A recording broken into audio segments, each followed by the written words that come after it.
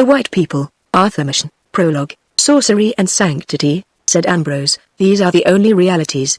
Each is an ecstasy, a withdrawal from the common life. Cotgrave listened, interested. He had been brought by a friend to this smouldering house in a northern suburb, through an old garden to the room where Ambrose the recluse dozed and dreamed over his books. Yes, he went on, magic is justified of her children. There are many, I think, who eat dry crusts and drink water, with a joy infinitely sharper than anything within the experience of the practical epicure. You are speaking of the saints? Yes, and of the sinners, too. I think you are falling into the very general error of confining the spiritual world to the supremely good, but the supremely wicked, necessarily, have their portion in it. The merely carnal, sensual man can no more be a great sinner than he can be a great saint. Most of us are just indifferent, mixed-up creatures. We muddle through the world without realizing the meaning and the inner sense of things, and, consequently, our wickedness and our goodness are alike second-rate, unimportant. And you think the great sinner, then, be an ascetic, as well as the great saint? Great people of all kinds forsake the imperfect copies and go to the perfect originals. I have no doubt but that many of the very highest among the saints have never done a good action, using the words in their ordinary sense. And, on the other hand, there have been those who have sounded the very depths of sin, who all their lives have never done an ill deed. He went out of the room for a moment, and Cotgrave, in high delight, turned to his friend and thanked him for the introduction. He's grand, he said. I never saw that kind of lunatic before. Ambrose returned with more whiskey and helped the two men in a liberal manner. He abused the teetotal sect with ferocity, as he handed the seltzer, and pouring out a glass of water for himself, was about to resume his monologue, when Cotgrave broke in. I can't stand it, you know, he said, your paradoxes are too monstrous. A man may be a great sinner and yet never do anything sinful. Come, you're quite wrong, said Ambrose. I never make paradoxes, I wish I could. I merely said that a man may have an exquisite taste in Romani Conti, and yet never have even smelt for ale. That's all, and it's more like a truism than a paradox, isn't it? Your surprise at my remark is due to the fact that you haven't realized what sin is. Oh, yes, there is a sort of connection between sin with the capital letter, and actions which are commonly called sinful, with murder, theft, adultery, and so forth. Much the same connection that there is between the A, B, C and fine literature. But I believe that the misconception it is all but universal arises in great measure from our looking at the matter through social spectacles. We think that a man who does evil to us and to his neighbors must be very evil. So he is, from a social standpoint, but can't you realize that evil in its essence is a lonely thing, a passion of the solitary, individual soul? Really, the average murderer, qua murderer, is not by any means a sinner in the true sense of the word. He is simply a wild beast that we have to get rid of to save our own necks from his knife. I should class him rather with tigers than with sinners. It seems a little strange. I think not. The murderer murders not from positive qualities, but from negative ones. He lacks something which non-murderers possess. Evil, of course, is wholly positive, only it is on the wrong side. You may believe me that sin in its proper sense is very rare. It is probable that there have been far fewer sinners than saints. Yes, your standpoint is all very well for practical, social purposes. We are naturally inclined to think that a person who is very disagreeable to us must be a very great sinner. It is very disagreeable to have one's pocket picked, and we pronounce the thief to be a very great sinner. In truth, he is merely an undeveloped man. He cannot be a saint, of course, but he may be, and often is, an infinitely better creature than thousands who have never broken a single commandment. He is a great nuisance to us, I admit, and we very properly lock him up if we catch him. But between his troublesome and unsocial action and evil, oh, the connection is of the weakest. It was getting very late. The man who had brought Cotgrave had probably heard all this before, since he assisted with a bland and judicious smile, but Cotgrave began to think that his lunatic was turning into a sage. Do you know, he said, you interest me immensely? You think, then, that we do not understand the real nature of evil? No, I don't think we do. We overestimate it and we underestimate it. We take the very numerous infractions of our social bylaws, the very necessary and very proper regulations which keep the human company together, and we get frightened at the prevalence of sin and evil. But this is really nonsense. Take theft, for example. Have you any horror at the thought of Robin Hood, of the Highland caterans of the 17th century, of the moss troopers, of the company promoters of our day? Then, on the other hand, we underrate evil. We attach such an enormous importance to the sin of meddling with our pockets, and our wives, that we have quite forgotten the awfulness of real sin. And what is sin? Said Cotgrave. I think I must reply to your question by another. What would your feelings be, seriously, if your cat or your dog began to talk to you, and to dispute with you in human accents?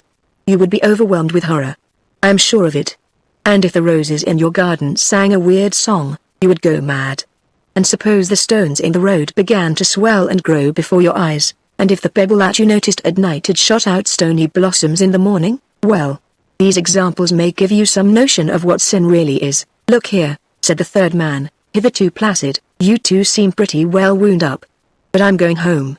I've missed my tram, and I shall have to walk. Ambrose and Cotgrave seemed to settle down more profoundly when the other had gone out into the early misty morning and the pale light of the lamps. You astonish me, said Cotgrave. I had never thought of that. If that is really so, one must turn everything upside down. Then the essence of sin really is, in the taking of heaven by storm, it seems to me, said Ambrose. It appears to me that it is simply an attempt to penetrate into another and higher sphere in a forbidden manner.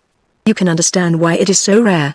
There are few, indeed, who wish to penetrate into other spheres, higher or lower, in ways allowed or forbidden. Men, in the mass, are amply content with life as they find it.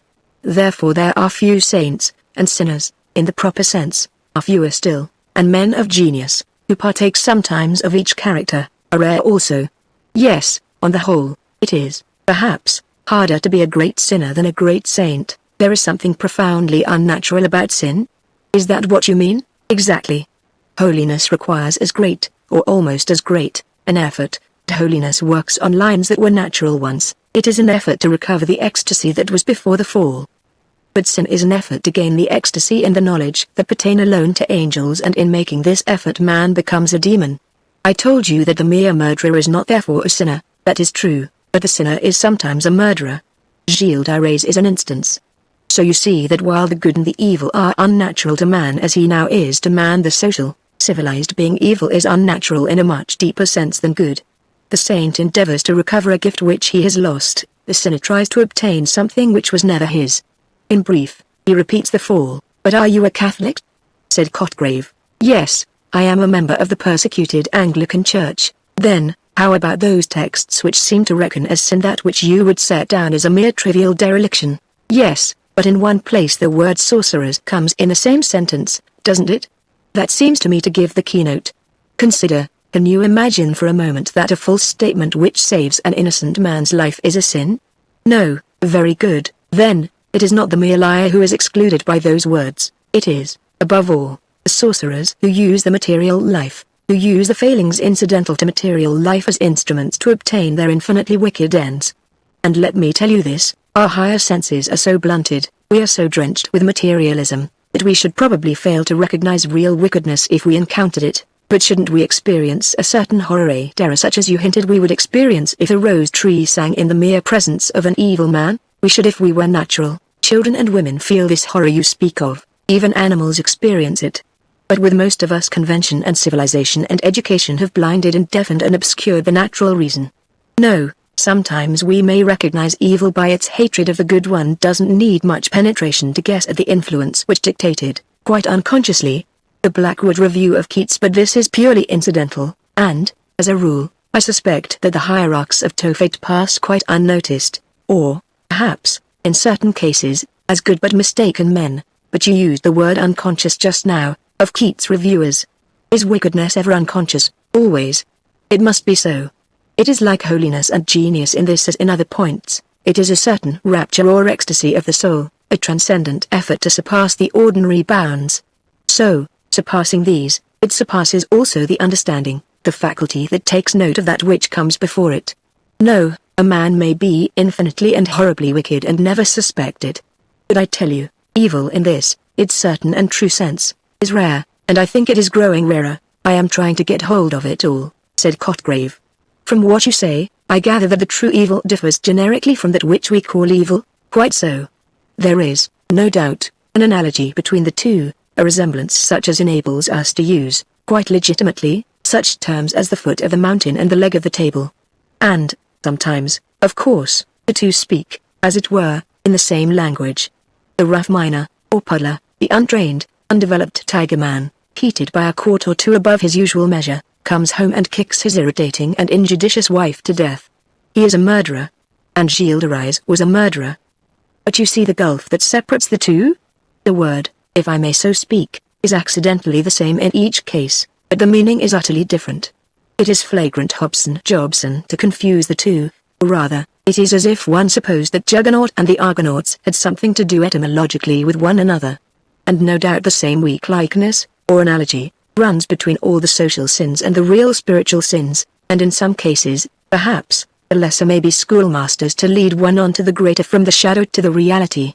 If you are anything of a theologian, you will see the importance of all this. I am sorry to say, remarked Cotgrave, that I have devoted very little of my time to theology. Indeed, I have often wondered on what grounds theologians have claimed the title of Science of Sciences for their favorite study, since the theological books I have looked into have always seemed to me to be concerned with feeble and obvious pieties, or with the kings of Israel and Judah. I do not care to hear about those kings. Ambrose grinned. We must try to avoid theological discussion, he said. I perceive that you would be a bitter disputant. But perhaps the dates of the kings have as much to do with theology as the hobnails of the murderous puddler with evil. Then, to return to our main subject, you think that sin is an esoteric, occult thing? Yes. It is the infernal miracle as holiness is the supernal. Now and then it is raised to such a pitch that we entirely fail to suspect its existence. It is like the note of the great pedal pipes of the organ, which is so deep that we cannot hear it. In other cases it may lead to the lunatic asylum, or to still stranger issues. But you must never confuse it with mere social misdoing. Remember how the apostle, speaking of the other side, distinguishes between charitable actions and charity. And as one may give all one's goods to the poor, and yet lack charity, so, remember, one may avoid every crime and yet be a sinner. Your psychology is very strange to me, said Cotgrave, but I confess I like it, and I suppose that one might fairly deduce from your premises the conclusion that a real sinner might very possibly strike the observer as a harmless personage enough? Certainly, because the true evil has nothing to do with social life or social laws, or if it has, only incidentally and accidentally. It is a lonely passion of the soul or a passion of the lonely soul, whichever you like. If, by chance, we understand it, and grasp its full significance, then, indeed, it will fill us with horror and with awe. But this emotion is widely distinguished from the fear and the disgust with which we regard the ordinary criminal, since this latter is largely or entirely founded on the regard which we have for our own skins or purses. We hate a murder, because we know that we should hate to be murdered, or to have anyone that we like murdered. So, on the other side, we venerate the saints. We don't like them as well as our friends. Can you persuade yourself that you would have enjoyed St. Paul's company? Do you think that you and I would have got on with Sir Galahad, so with the sinners, as with the saints? If you met a very evil man, and recognized his evil, he would, no doubt, fill you with horror and awe, but there is no reason why you should dislike him. On the contrary, it is quite possible that if you could succeed in putting the sin out of your mind you might find the sinner capital company, and in a little while you might have to reason yourself back into horror. Still, how awful it is. If the roses and the lilies suddenly sang on this coming morning, if the furniture began to move in procession, as in de Maupassant's tale. I am glad you have come back to that comparison, said Cotgrave, because I wanted to ask you what it is that corresponds in humanity to these imaginary feats of inanimate things. In a word, what is sin? You have given me, I know, an abstract definition, but I should like a concrete example. I told you it was very rare, said Ambrose, who appeared willing to avoid the giving of a direct answer. The materialism of the age, which has done a good deal to suppress sanctity, has done perhaps more to suppress evil. We find the earth so very comfortable that we have no inclination either for ascents or descents. It would seem as if the scholar who decided to specialize in Tophet would be reduced to purely antiquarian researches. No paleontologist could show you a live pterodactyl, and yet you, I think, have specialized, and I believe that your researches have descended to our modern times. You are really interested, I see.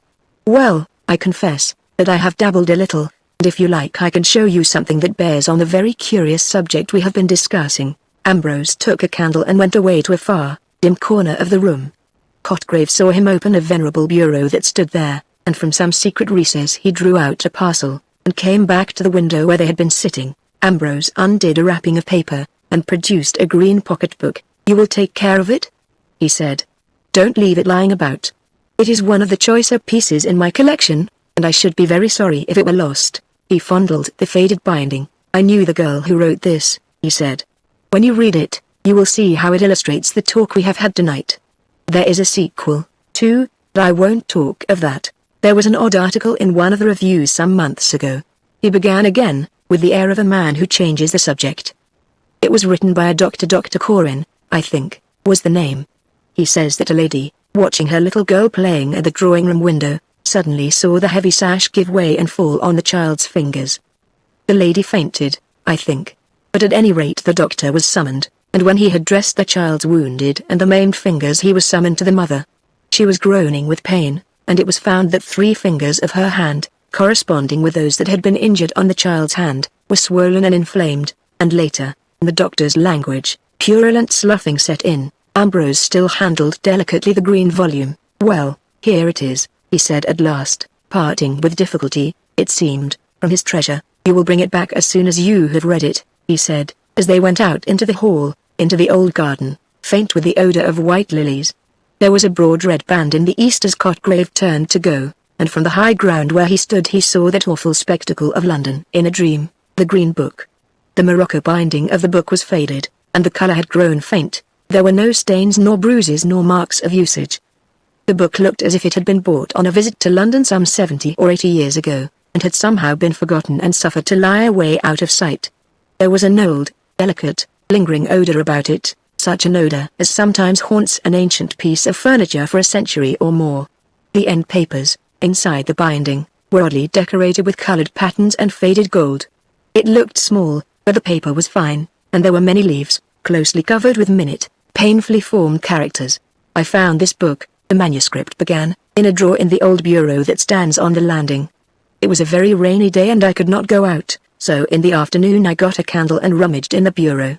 Nearly all the drawers were full of old dresses, but one of the small ones looked empty, and I found this book hidden right at the back.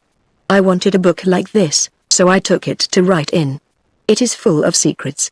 I have a great many other books of secrets I have written, hidden in a safe place, and I am going to write here many of the old secrets and some new ones. But there are some I shall not put down at all. I must not write down the real names of the days and the months which I found out a year ago, nor the way to make the Aklo letters, or the Kian language, or the great beautiful circles, nor the Mao games, nor the chief songs. I may write something about all these things but not the way to do them, for peculiar reasons. And I must not say who the nymphs are, or the doles, or Elo, or what rulers mean. All these are most secrets, and I am glad when I remember what they are, and how many wonderful languages I know. But there are some things that I call the secrets of the secrets of the secrets that I dare not think of unless I am quite alone, and then I shut my eyes, and put my hands over them and whisper the word, and the Alala comes. I only do this at night in my room or in certain woods that I know, but I must not describe them, as they are secret woods. Then there are the ceremonies, which are all them important, but some are more delightful than others. There are the white ceremonies, and the green ceremonies, and the scarlet ceremonies. The scarlet ceremonies are the best, but there is only one place where they can be performed properly, though there is a very nice imitation which I have done in other places. Besides these, I have the dances, and the comedy, and I have done the comedy sometimes when the others were looking. They didn't understand anything about it.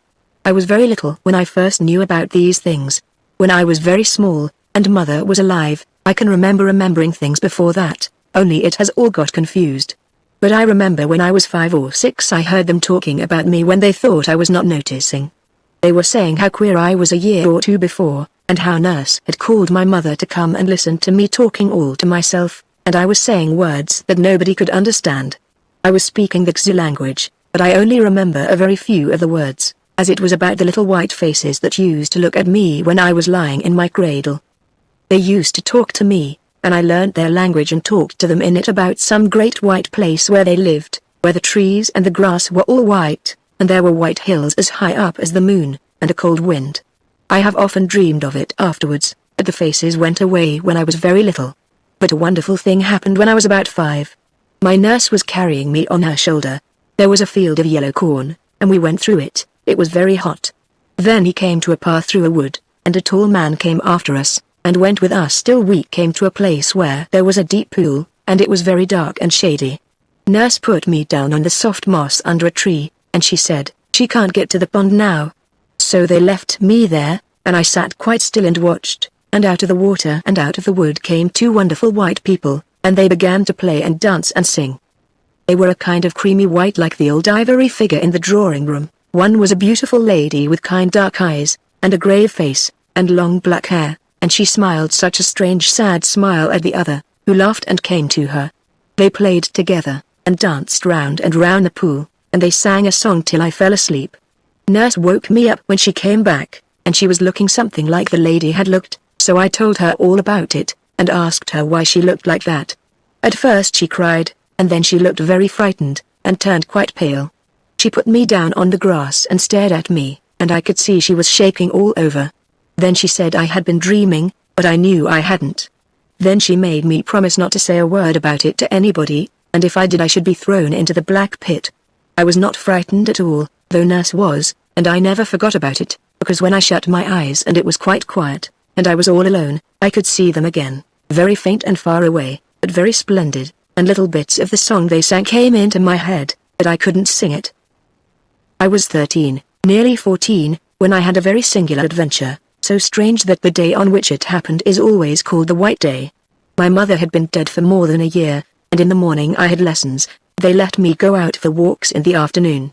And this afternoon I walked a new way, and a little brook led me into a new country, but I tore my frock getting through some of the difficult places, as the way was through many bushes, and beneath the low branches of trees, and up thorny thickets on the hills, and by dark woods full of creeping thorns.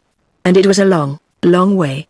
It seemed as if I was going on forever and ever, and I had to creep by a place like a tunnel where a brook must have been, and all the water had dried up, and the floor was rocky, and the bushes had grown overhead till they met, so that it was quite dark.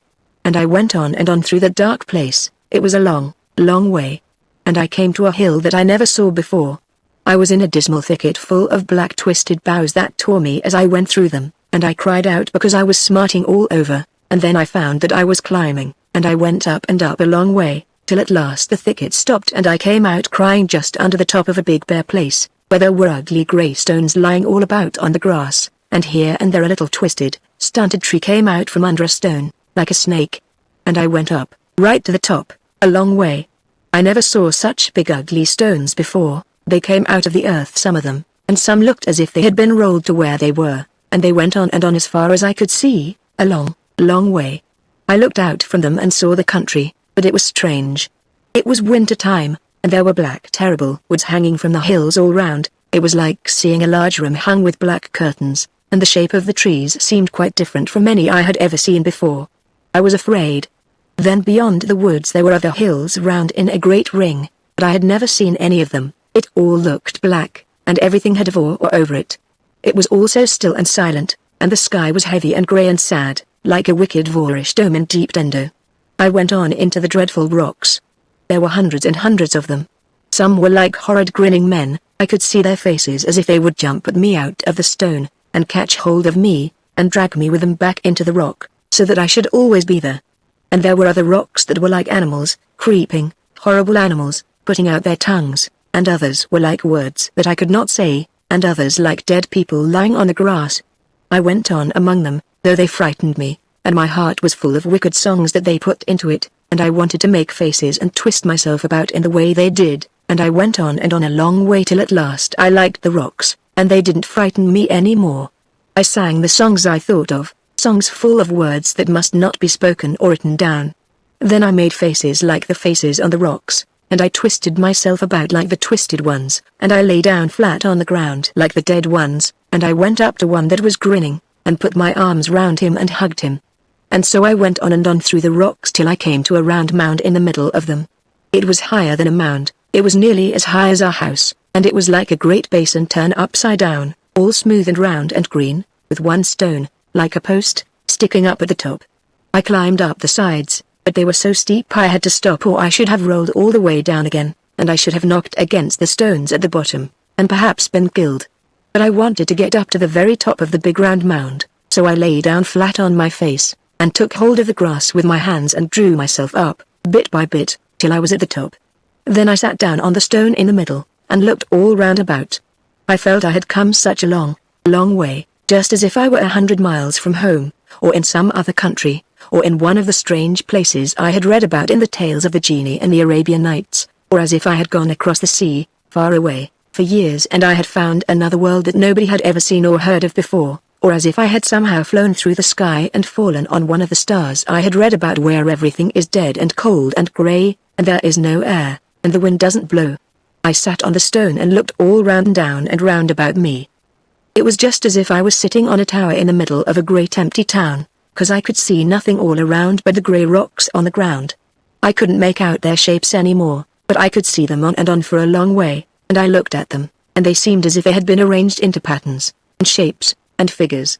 I knew they couldn't be, because I had seen a lot of them coming right out of the earth, joined to the deep rocks below, so I looked again, but still I saw nothing but circles, and small circles inside big ones, and pyramids, and domes, and spires, and they seemed all to go round and round the place where I was sitting, and the more I looked, the more I saw great big rings of rocks, getting bigger and bigger, and I stared so long that it felt as if they were all moving and turning, like a great wheel, and I was turning, too, in the middle. I got quite dizzy and queer in the head, and everything began to be hazy and not clear, and I saw little sparks of blue light, and the stones looked as if they were springing and dancing and twisting as they went round and round and round. I was frightened again, and I cried out loud, and jumped up from the stone I was sitting on, and fell down. When I got up I was so glad they all looked still, and I sat down on the top and slid down the mound, and went on again. I danced as I went in the peculiar way the rocks had danced when I got giddy, and I was so glad I could do it quite well, and I danced and danced along, and sang extraordinary songs that came into my head. At last I came to the edge of that great flat hill, and there were no more rocks, and the way went again through a dark thicket in a hollow. It was just as bad as the other one I went through climbing up, but I didn't mind this one, because I was so glad I had seen those singular dances and could imitate them. I went down, creeping through the bushes, and a tall nettle stung me on my leg, and made me burn, but I didn't mind it, and I tingled with the boughs and the thorns, but I only laughed and sang. Then I got out of the thicket into a close valley, a little secret place like a dark passage that nobody ever knows of, because it was so narrow and deep and their woods were so thick round it. There is a steep bank with trees hanging over it, and there the ferns keep green all through the winter, when they are dead and brown upon the hill, and the ferns there have a sweet, rich smell like what oozes out of fir trees. There was a little stream of water running down this valley, so small that I could easily step across it. I drank the water with my hand, and it tasted like bright, yellow wine, and it sparkled and bubbled as it ran down over beautiful red and yellow and green stones, so that it seemed alive and all colors at once. I drank it, and I drank more with my hand, but I couldn't drink enough, so I lay down and bent my head and sucked the water up with my lips. It tasted much better, drinking it that way, and a ripple would come up to my mouth and give me a kiss, and I laughed, and drank again, and pretended there was a nymph, like the one in the old picture at home, who lived in the water and was kissing me. So I bent low down to the water, and put my lips softly to it, and whispered to the nymph that I would come again. I felt sure it could not be common water. I was so glad when I got up and went on, and I danced again and went up and up the valley, under hanging hills. And when I came to the top, the ground rose up in front of me, tall and steep as a wall, and there was nothing but the green wall and the sky. I thought of forever and forever, world without end, amen, and I thought I must have really found the end of the world, because it was like the end of everything, as if there could be nothing at all beyond, except the kingdom of Or, where the light goes when it is put out, and the water goes when the sun takes it away. I began to think of all the long, long way I had journeyed, how I had found a brook and followed it on, and gone through bushes and thorny thickets, and dark woods full of creeping thorns. Then I had crept up a tunnel under trees, and climbed a thicket, and seen all the grey rocks, and sat in the middle of them when they turned round, and then I had gone on through the grey rocks and come down the hill through the stinging thicket and up the dark valley, all a long, long way. I wondered how I should get home again, if I could ever find the way, and if my home was there any more, or if it were turned and everybody in it into grey rocks, as in the Arabian Nights. So I sat down on the grass and thought what I should do next. I was tired, and my feet were hot with walking, and as I looked about I saw there was a wonderful well just under the high, steep wall of grass. All the ground round it was covered with bright, green, dripping moss. There was every kind of moss there, moss like beautiful little ferns, and like palms and fir trees, and it was all green as jewelry, and drops of water hung on it like diamonds. And in the middle was the great well, deep and shining and beautiful, so clear that it looked as if I could touch the red sand at the bottom, but it was far below. I stood by it and looked in, as if I were looking in a glass. At the bottom of the well, in the middle of it, The red grains of sand were moving and stirring all the time, and I saw how the water bubbled up, but at the top it was quite smooth, and full and brimming. It was a great well, large like a bath, and with a shining, glittering green moss about it. It looked like a great white jewel, with green jewels all round. My feet were so hot and tired that I took off my boots and stockings, and let my feet down into the water, and the water was soft and cold, and when I got up I wasn't tired anymore, and I felt I must go on, farther and farther, and see what was on the other side of the wall. I climbed up it very slowly, going sideways all the time, and when I got to the top and looked over, I was in the queerest country I had seen, stranger even than the hill of the grey rocks. It looked as if earth children had been playing there with their spades, as it was all hills and hollows, and castles and walls made of earth and covered with grass. There were 2 mounds like big beehives, round and great and solemn, and then hollow basins, and then a steep mounting wall like the ones I saw once by the seaside where the big guns and the soldiers were. I nearly fell into one of the round hollows. It went away from under my feet so suddenly, and I ran fast down the side and stood at the bottom and looked up. It was strange and solemn to look up. There was nothing but the grey, heavy sky and the sides of the hollow. Everything else had gone away, and the hollow was the whole world, and I thought that at night it must be full of ghosts and moving shadows and pale things when the moon shone down to the bottom at the dead of the night, and the wind wailed up above. It was so strange and solemn and lonely, like a hollow temple of dead heathen gods. It reminded me of a tale my nurse had told me when I was quite little. It was the same nurse that took me into the wood where I saw the beautiful white people. And I remembered how nurse had told me the story one winter night, when the wind was beating the trees against the wall, and crying and moaning in the nursery chimney. She said there was, somewhere or other, a hollow pit, just like the one I was standing in. Everybody was afraid to go into it or near it, it was such a bad place. But once upon a time there was a poor girl who said she would go into the hollow pit, and everybody tried to stop her, but she would go. And she went down into the pit and came back laughing, and said there was nothing there at all, except green grass and red stones, and white stones and yellow flowers. And soon after people saw she had most beautiful emerald earrings, and they asked how she got them, as she and her mother were quite poor. But she laughed, and said her earrings were not made of emeralds at all, but only of green grass.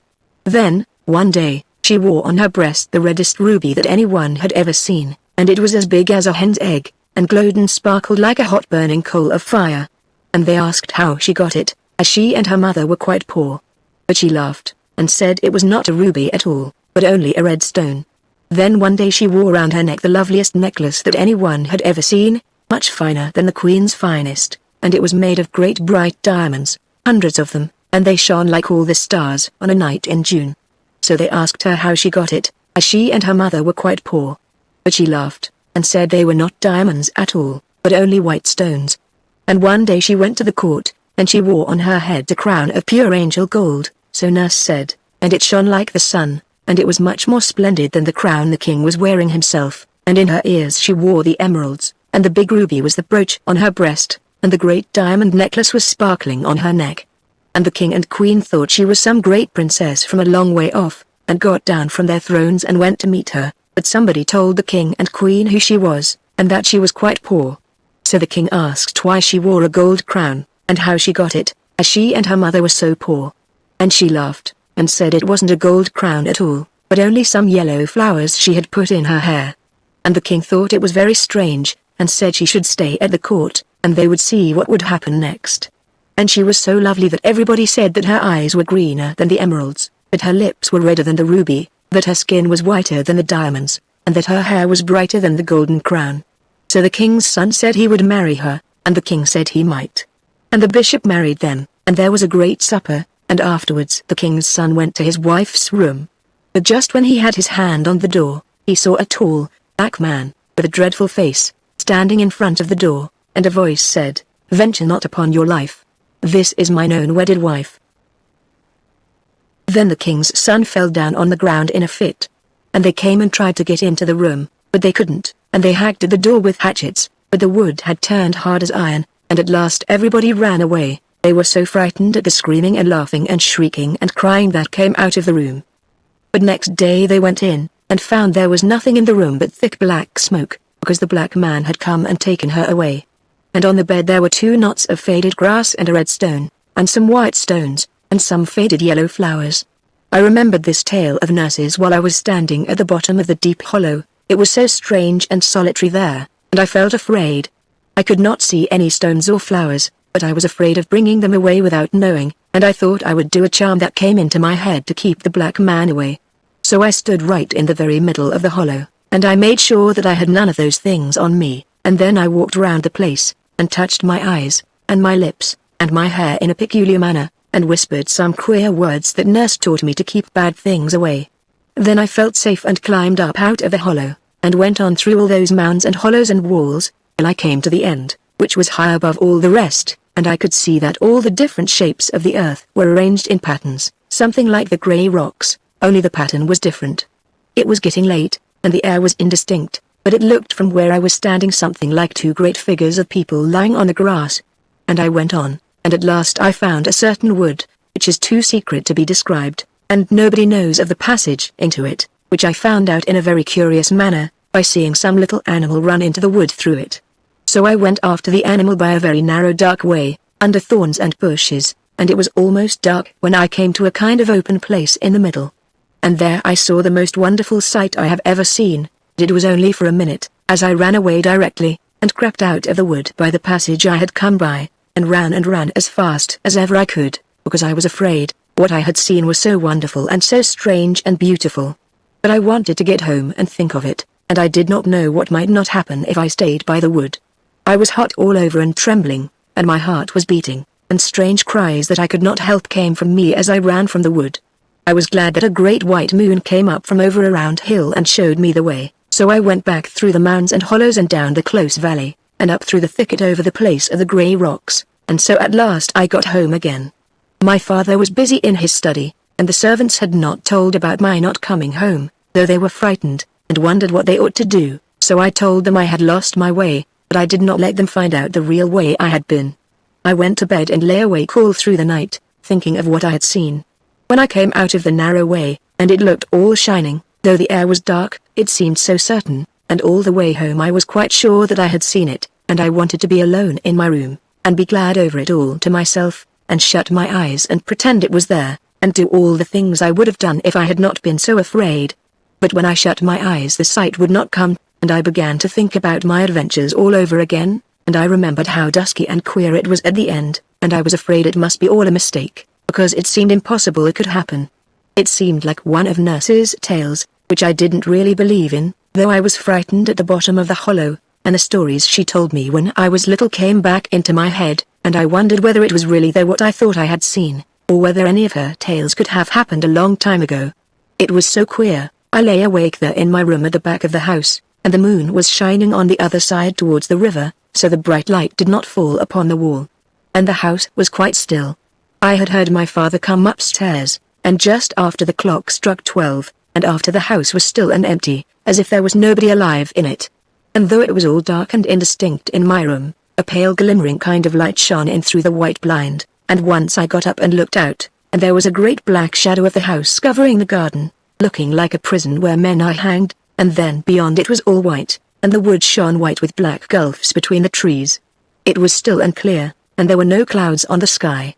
I wanted to think of what I had seen but I couldn't, and I began to think of all the tales that Nurse had told me so long ago that I thought I had forgotten, but they all came back, and mixed up with the thickets and the grey rocks and the hollows in the earth and the secret wood, till I hardly knew what was new and what was old, or whether it was not all dreaming. And then I remembered that hot summer afternoon, so long ago, when Nurse left me by myself in the shade, and the white people came out of the water and out of the wood, and played, and danced, and sang, and I began to fancy that Nurse told me about something like it before I saw them, only I couldn't recollect exactly what she told me.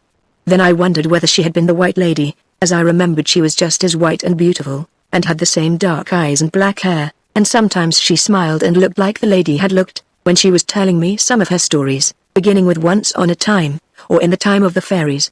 But I thought she couldn't be the lady, as she seemed to have gone a different way into the wood, and I didn't think the man who came after us could be the other, or I couldn't have seen that wonderful secret in the secret wood.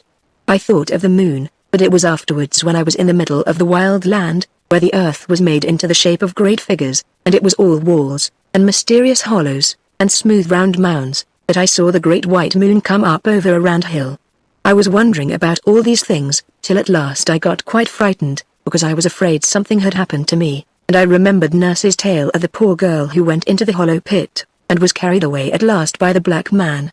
I knew I had gone into a hollow pit too, and perhaps it was the same, and I had done something dreadful. So I did the charm over again, and touched my eyes and my lips and my hair in a peculiar manner, and said the old words from the fairy language, so that I might be sure I had not been carried away. I tried again to see the secret wood, and to creep up the passage and see what I had seen there, but somehow I couldn't, and I kept on thinking of Nurse's stories. There was one I remembered about a young man who once upon a time went hunting, and all the day he and his hounds hunted everywhere, and they crossed the rivers and went into all the woods, and went round the marshes, but they couldn't find anything at all, and they hunted all day till the sun sank down and began to set behind the mountain. And the young man was angry because he couldn't find anything, and he was going to turn back, when just as the sun touched the mountain, he saw come out of a break in front of him a beautiful white stag. And he cheered to his hounds, but they whined and would not follow, and he cheered to his horse, but it shivered and stood stock still, and the young man jumped off the horse and left the hounds and began to follow the white stag all alone. And soon it was quite dark, and the sky was black, without a single star shining in it, and the stag went away into the darkness. And though the man had brought his gun with him, he never shot at the stag, because he wanted to catch it, and he was afraid he would lose it in the night. But he never lost it once, though the sky was so black and the air was so dark, and the stag went on and on till the young man didn't know a bit where he was. And they went through enormous woods where the air was full of whispers, and a pale, dead light came out from the rotten trunks that were lying on the ground, and just as the man thought he had lost the stag, he would see it all white and shining in front of him, and he would run fast to catch it. But the stag always ran faster, so he did not catch it. And they went through the enormous woods, and they swam across rivers, and they waded through black marshes where the ground bubbled, and the air was full of will-o'-the-wisps, and the stag fled away down into rocky narrow valleys, where the air was like the smell of a vault, and the man went after it. And they went over the great mountains, and the man heard the wind come down from the sky, and the stag went on and the man went after. At last the sun rose, and the young man found he was in a country that he had never seen before. It was a beautiful valley with a bright stream running through it, and a great, big round hill in the middle. And the stag went down the valley, towards the hill, and it seemed to be getting tired and went slower and slower, and though the man was tired, too, he began to run faster, and he was sure he would catch the stag at last. But just as they got to the bottom of the hill, and the man stretched out his hand to catch the stag, it vanished into the earth, and the man began to cry. He was so sorry that he had lost it after all his long hunting. But as he was crying he saw there was a door in the hill, just in front of him, and he went in, and it was quite dark, but he went on, as he thought he would find the white stag. And all of a sudden it got light, and there was the sky, and the sun shining, and birds singing in the trees, and there was a beautiful fountain. And by the fountain a lovely lady was sitting, who was the queen of the fairies, and she told the man that she had changed herself into a stag to bring him there because she loved him so much. Then she brought out a great gold cup, covered with jewels, from her fairy palace, and she offered him wine in the cup to drink. And he drank, and the more he drank the more he longed to drink, because the wine was enchanted. So he kissed the lovely lady, and she became his wife, and he stayed all that day and all that night in the hill where she lived, and when he woke he found he was lying on the ground, close to where he had seen the stag first, and his horse was there and his hounds were waiting, and he looked up, and the sun sank behind the mountain. And he went home and lived a long time. He would never kiss any other lady because he had kissed the queen of the fairies, and he would never drink common wine any more, because he had drunk enchanted wine. And sometimes Nurse told me tales that she had heard from her great-grandmother, was very old, and lived in a cottage on the mountain all alone, and most of these tales were about a hill where people used to meet at night long ago, and they used to play all sorts of strange games and do queer things that Nurse told me of, but I couldn't understand. And now, she said, everybody but her great-grandmother had forgotten all about it, and nobody knew where the hill was, not even her great-grandmother. But she told me one very strange story about the hill, and I trembled when I remembered it. She said that people always went there in summer, when it was very hot, and they had to dance a good deal. It would be all dark at first, and there were trees there, which made it much darker, and people would come, one by one, from all directions, by a secret path which nobody else knew, and 2 persons would keep the gate, and everyone as they came up had to give a very curious sign, which Nurse showed me as well as she could, but she said she couldn't show me properly. And all kinds of people would come. There would be gentle folks and village folks, and some old people and boys and girls. and quite small children, who sat and watched. And it would all be dark as they came in, except in one corner where someone was burning something that smelt strong and sweet, and made them laugh, and there one would see a glaring of coals, the smoke mounting up red. So they would all come in, and when the last had come there was no door anymore, so that no one else could get in, even if they knew there was anything beyond. And once a gentleman who was a stranger and had ridden a long way, lost his path at night, and his horse took him into the very middle of the wild country, where everything was upside down, and there were dreadful marshes and great stones everywhere, and holes underfoot. The trees looked like gibbet posts, because they had great black arms that stretched out across the way. And this strange gentleman was very frightened, and his horse began to shiver all over, and at last it stopped and wouldn't go any farther, and the gentleman he got down and tried to lead the horse, but it wouldn't move, and it was all covered with a sweat, like death. So the gentleman went on all alone, going farther and further into the wild country, till at last he came to a dark place, where he heard shouting and singing and crying, like nothing he had ever heard before. It all sounded quite close to him, he couldn't get in, and so he began to call, and while he was calling, something came behind him, and in a minute his mouth and arms and legs were all bound up, and he fell into a swoon. And when he came to himself, he was lying by the roadside, just where he had first lost his way, under a blasted oak with a black trunk, and his horse was tied beside him. So he rode on to the town and told the people there what had happened, and some of them were amazed, but others knew. So when once everybody had come, there was no door at all for anybody else to pass in by. And when they were all inside, round in a ring, touching each other, someone began to sing in the darkness, and someone else would make a noise like thunder with a thing they had on purpose, and on still nights people would hear the thundering noise far, far away beyond the wild land, and some of them, who thought they knew what it was, used to make a sign on their breasts when they woke up in their beds at dead of night and heard that terrible deep noise, like thunder on the mountains. And the noise and the singing would go on and on for a long time, and the people who were in a ring swayed a little to and fro, and the song was in an old language that nobody knows now, and the tune was queer. Nurse said her great-grandmother had known someone who remembered a little of it, when she was quite a little girl, and Nurse tried to sing some of it to me, and it was so strange a tune that I turned all cold and my flesh crept as if I had put my hand on something dead. Sometimes it was a man that sang and sometimes it was a woman, and sometimes the one who sang it did it so well that 2 or 3 of the people who were there fell to the ground shrieking and tearing with their hands. The singing went on, and the people in the ring kept swaying to and fro for a long time, and at last the moon would rise over a place they called the Toldale, and came up and showed them swinging and swaying from side to side, with the sweet thick smoke curling up from the burning coals, and floating in circles all around them. Then they had their supper. A boy and a girl brought it to them. The boy carried a great cup of wine, and the girl carried a cake of bread, and they passed the bread and the wine round and round, but they tasted quite different from common bread and common wine, and changed everybody that tasted them. Then they all rose up and danced, and secret things were brought out of some hiding place, and they played extraordinary games, and danced round and round and round in the moonlight, and sometimes people would suddenly disappear and never be heard of afterwards, and nobody knew what had happened to them. And they drank more of that curious wine, and they made images and worshipped them, and Nurse showed me how the images were made one day when we were out for a walk, and we passed by a place where there was a lot of wet clay. So Nurse asked me if I would like to know what those things were like that they made on the hill, and I said yes. Then she asked me if I would promise never to tell a living soul a word about it, and if I did I was to be thrown into the black pit with the dead people, and I said I wouldn't tell anybody, and she said the same thing again and again, and I promised. So she took my wooden spade and dug a big lump of clay and put it in my tin bucket, and told me to say if anyone met us that I was going to make pies when I went home. Then we went on a little way till we came to a little break growing right down into the road, and Nurse stopped, and looked up the road and down it, and then peeped through the hedge into the field on the other side, and then she said, "Quick!" And we ran into the break, and crept in and out among the bushes till we had gone a good way from the road.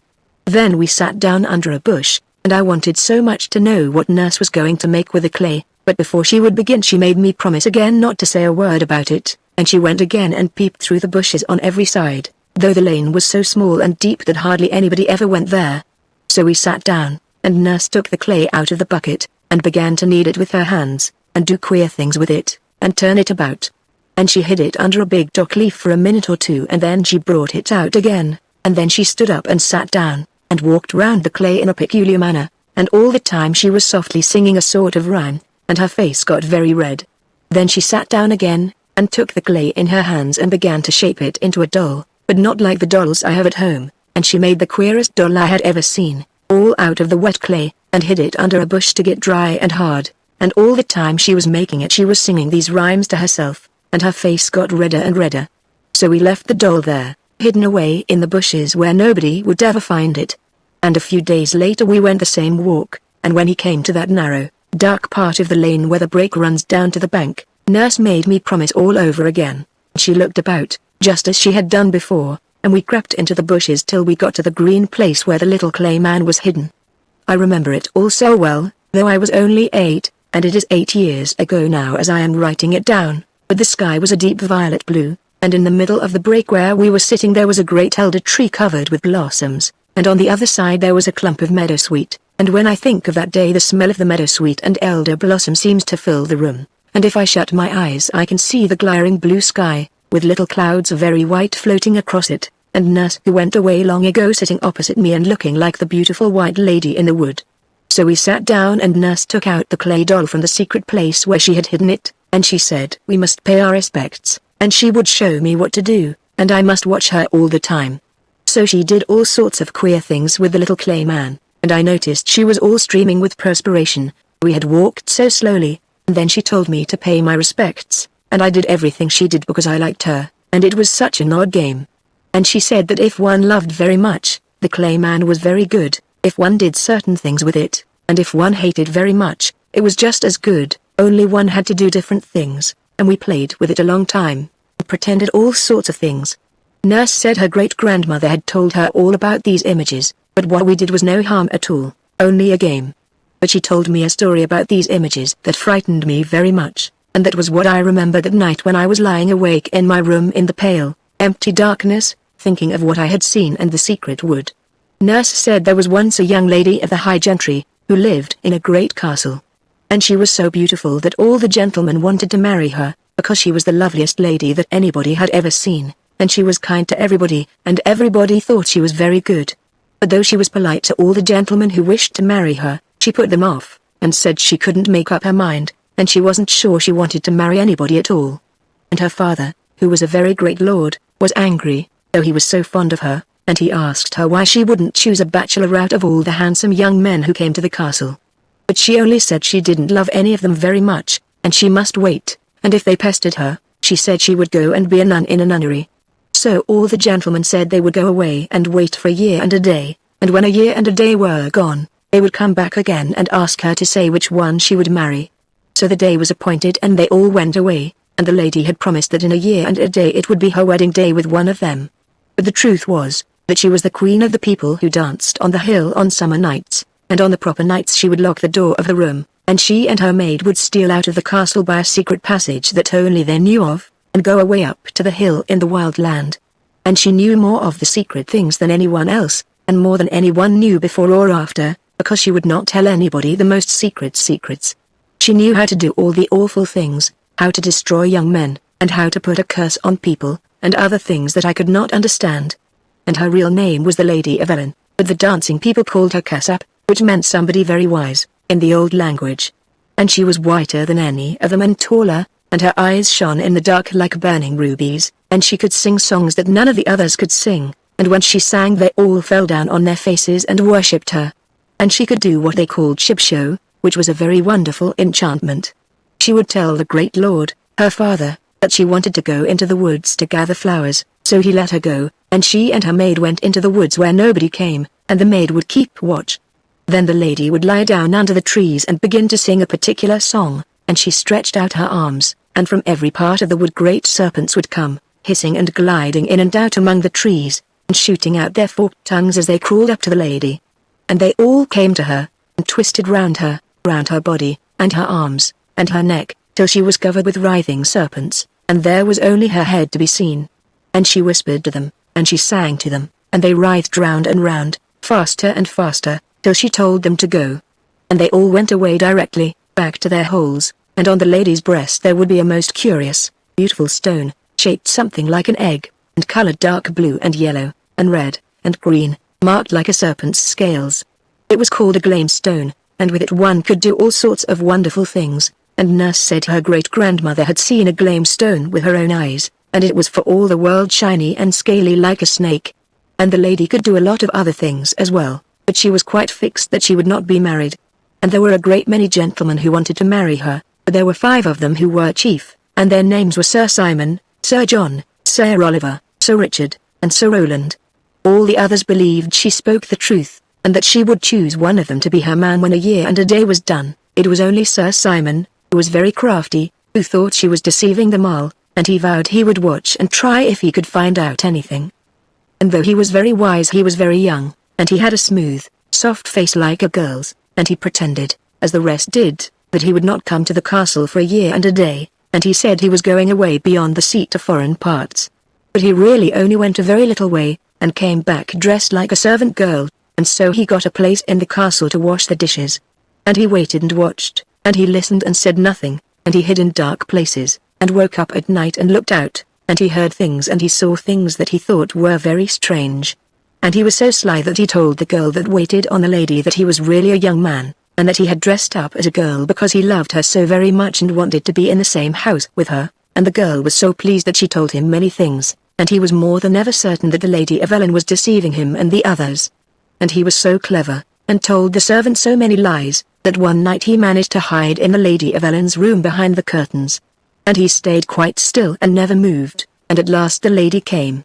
And she bent down under the bed, and raised up a stone, and there was a hollow place underneath, and out of it she took a waxen image, just like the clay one that Iron Nurse had made in the break. And all the time her eyes were burning like rubies.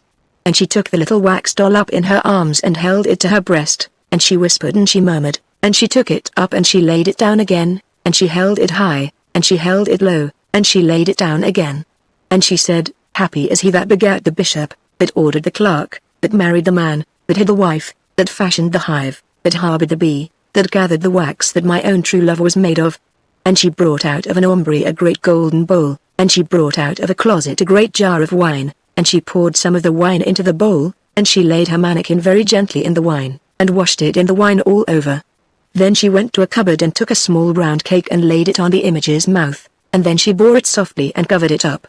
And Sir Simon, who was watching all the time, though he was terribly frightened, saw the lady bend down and stretch out her arms and whisper and sing, and then Sir Simon saw beside her a handsome young man, who kissed her on the lips. And they drank wine out of the golden bowl together, and they ate the cake together. But when the sun rose there was only the little wax doll, and the lady hid it again under the bed in the hollow place. So Sir Simon knew quite well what the lady was, and he waited and he watched, till the time she had said was nearly over, and in a week the year and a day would be done. And one night, when he was watching behind the curtains in her room, he saw her making more wax dolls. And she made 5, and hid them away. And the next night she took one out, and held it up, and filled the golden bowl with water, and took the doll by the neck and held it under the water. Then she said, Sir Dickon, your day is done. You shall be drowned in the water one." And the next day news came to the castle that Sir Richard had been drowned at the ford. And at night she took another doll and tied a violet cord round its neck and hung it up on a nail. Then she said, "Sir Rowland, your life has ended its span. High on a tree I see you hang." And the next day news came to the castle that Sir Rowland had been hanged by robbers in the wood. And at night she took another doll, and drove her bodkin right into its heart. Then she said, Sir Noel, so cease your life. Your heart is pierced with a knife." And the next day news came to the castle that Sir Oliver had fought in a tavern, and a stranger had stabbed him to the heart. And at night she took another doll, and held it to a fire of charcoal till it was melted. Then she said, "Sir John, return, and turn to clay. In fire of fever you waste away." And the next day news came to the castle that Sir John had died in a burning fever.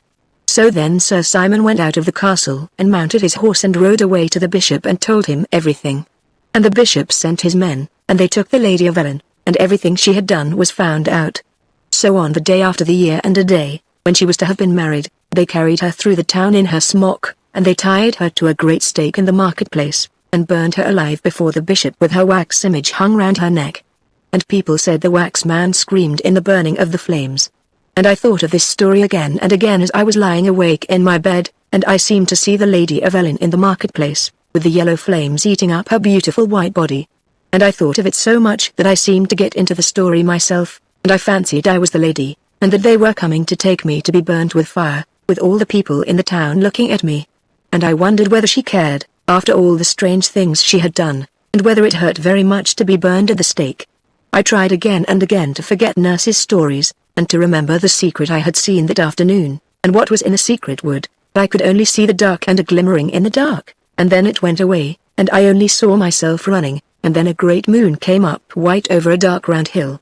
Then all the old stories came back again, and the queer rhymes that Nurse used to sing to me. And there was one beginning, Halsey come see Helen Musty. She used to sing very softly when she wanted me to go to sleep. And I began to sing it to myself inside of my head, and I went to sleep. The next morning I was very tired and sleepy, and could hardly do my lessons, and I was very glad when they were over and I had had my dinner, as I wanted to go out and be alone. It was a warm day, and I went to a nice turfy hill by the river, and sat down on my mother's old shawl that I had brought with me on purpose. The sky was grey, like the day before, but there was a kind of white gleam behind it, and from where I was sitting I could look down on the town, and it was all still and quiet and white, like a picture. I remembered that it was on that hill that Nurse taught me to play an old game called Troy Town, in which one had to dance, and went in and out on a pattern in the grass, and then when one had danced and turned long enough the other person asks you questions, and you can't help answering whether you want to or not, and whatever you are told to do you feel you have to do it. Nurse said there used to be a lot of games like that some people knew of, and there was one by which people could be turned into anything you liked, and an old man her great-grandmother had seen had known a girl who had been turned into a large snake. And there was another very ancient game of dancing and winding and turning, by which you could take a person out of himself and hide him away as long as you liked, and his body went walking about quite empty, without any sense in it. But I came to that hill because I wanted to think of what had happened the day before, and of the secret of the wood. From the place where I was sitting I could see beyond the town, into the opening I had found, where a little brook had led me into an unknown country. And I pretended I was following the brook over again, and I went all the way in my mind, and at last I found the wood, and crept into it under the bushes, and then in the dusk I saw something that made me feel as if I were filled with fire, as if I wanted to dance and sing and fly up into the air, because I was changed and wonderful. But what I saw was not changed at all, and had not grown old. And I wondered again and again how such things could happen, and whether Nurse's stories were really true, because in the daytime in the open air everything seemed quite different from what it was at night, when I was frightened, and thought I was to be burned alive. I once told my father one of her little tales, which was about a ghost, and asked him if it was true, and he told me it was not true at all, and that only common, ignorant people believed in such rubbish. He was very angry with Nurse for telling me the story, and scolded her. And after that I promised her I would never whisper a word of what she told me, and if I did I should be bitten by the great black snake that lived in the pool in the wood. And all alone on the hill I wondered what was true. I had seen something very amazing and very lovely, and I knew a story, and if I had really seen it, and not made it up out of the dark, and the black bough, and the bright shining that was mounting up to the sky from over the great round hill, but had really seen it in truth, then there were all kinds of wonderful and lovely and terrible things to think of. So I longed and trembled, and I burned and got cold. And I looked down on the town, so quiet and still, like a little white picture, and I thought over and over if it could be true. I was a long time before I could make up my mind to anything. There was such a strange fluttering at my heart that seemed to whisper to me all the time that I had not made it up out of my head, and yet it seemed quite impossible, and I knew my father and everybody would say it was dreadful rubbish. I never dreamed of telling him or anybody else a word about it, because I knew it would be of no use, and I should only get laughed at or scolded, so for a long time I was very quiet, and went about thinking and wondering, and at night I used to dream of amazing things, and sometimes I woke up in the early morning and held out my arms with a cry. And I was frightened, too, because there were dangers, and some awful thing would happen to me, unless I took great care, if the story were true. These old tales were always in my head, night and morning, and I went over them and told them to myself over and over again, and went for walks in the places where Nurse had told them to me, and when I sat in the nursery by the fire in the evenings I used to fancy Nurse was sitting in the other chair, and telling me some wonderful story in a low voice, for fear anybody should be listening. But she used to like best to tell me about things when we were right out in the country, far from the house, because she said she was telling me such secrets, and walls have ears.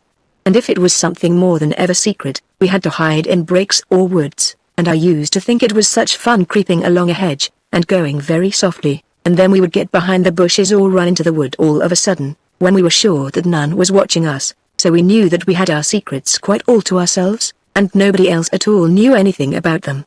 Now and then, when we had hidden ourselves as I have described, she used to show me all sorts of odd things. One day, I remember, we were in a hazel brake, overlooking the brook, and we were so snug and warm, as though it was April. The sun was quite hot, and the leaves were just coming out. Nurse said she would show me something funny that would make me laugh, and then she showed me, as she said, how one could turn a whole house upside down, without anybody being able to find out, and the pots and pans would jump about, and the china would be broken, and the chairs would tumble over of themselves. I tried it one day in the kitchen, and I found I could do it quite well, and a whole row of plates on the dresser fell off it, and Cook's little work table tilted up and turned right over before her eyes, as she said, but she was so frightened and turned so white that I didn't do it again, as I liked her. And afterwards, in the hazel copse, when she had shown me how to make things tumble about, she showed me how to make rapping noises, and I learned how to do that, too. Then she taught me rhymes to say on certain occasions, and peculiar marks to make on other occasions, and other things that her great-grandmother had taught her when she was a little girl herself. And these were all the things I was thinking about in those days after the strange walk when I thought I had seen a great secret, and I wished Nurse were there for me to ask her about it, but she had gone away more than 2 years before, and nobody seemed to know what had become of her, or where she had gone. But I shall always remember those days if I live to be quite old, because all the time I felt so strange, wondering and doubting, and feeling quite sure at one time, and making up my mind, and then I would feel quite sure that such things couldn't happen really, and it began all over again. But I took great care not to do certain things that might be very dangerous. So I waited and wondered for a long time, and though I was not sure at all, I never dared to try to find out.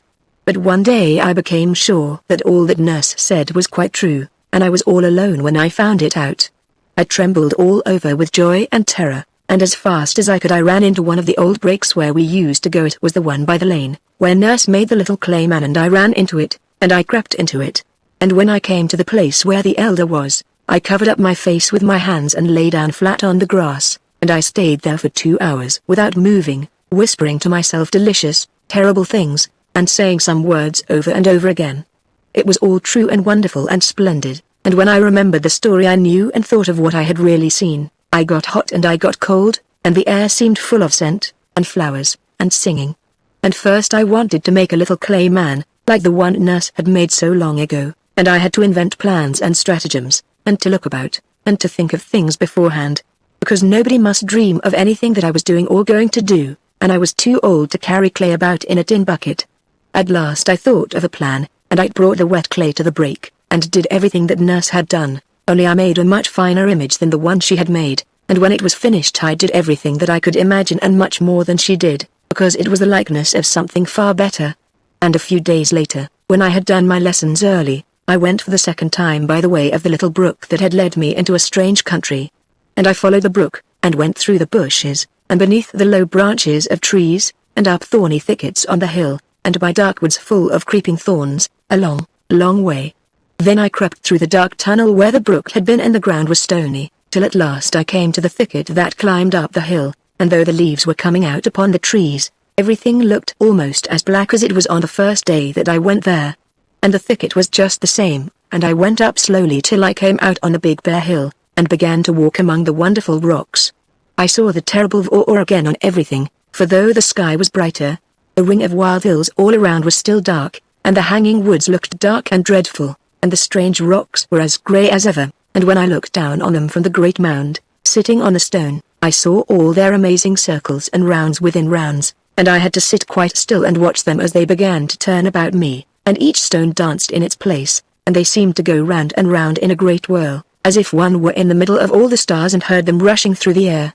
So I went down among the rocks to dance with them and to sing extraordinary songs, and I went down through the other thicket, and drank from the bright stream in the close and secret valley, putting my lips down to the bubbling water, and then I went on till I came to the deep, brimming well among the glittering moss, and I sat down. I looked before me into the secret darkness of the valley, and behind me was the great high wall of grass, and all around me there were the hanging woods that made the valley such a secret place. I knew there was nobody here at all besides myself, and that no one could see me.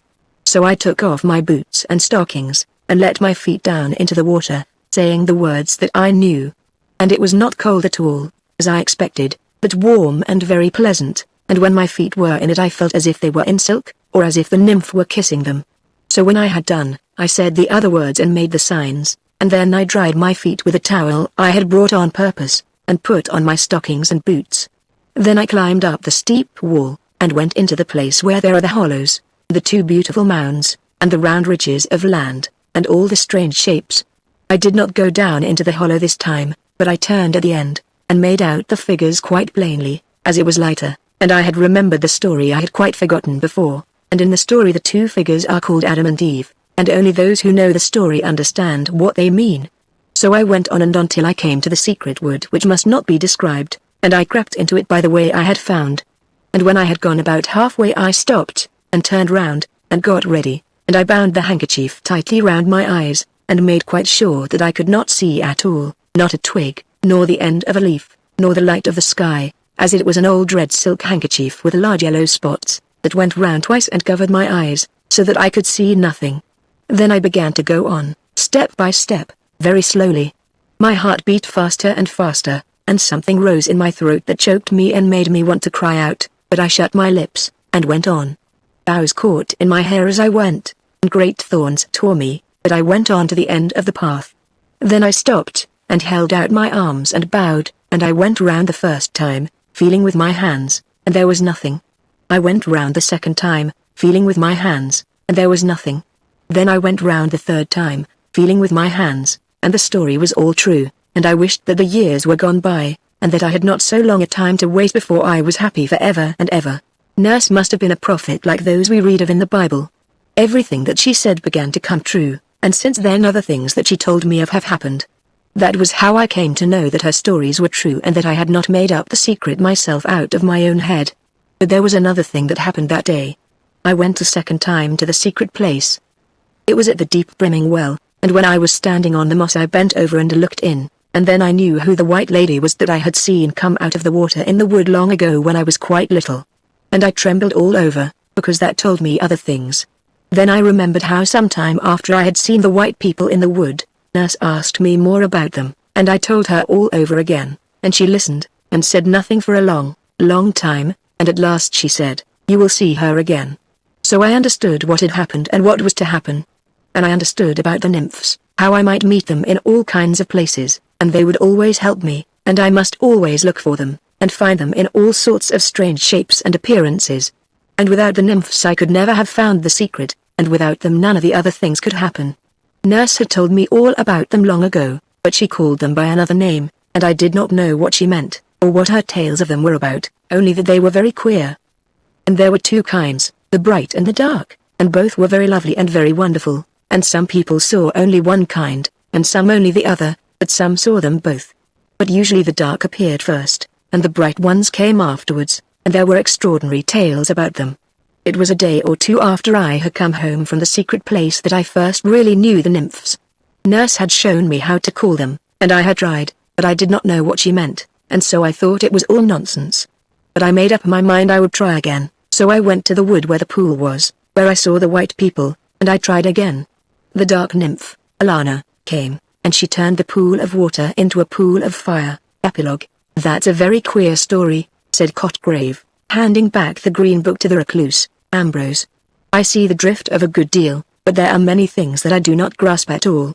On the last page, for example, what does she mean by nymphs? Well, I think there are references throughout the manuscript to certain processes which have been handed down by tradition from age to age.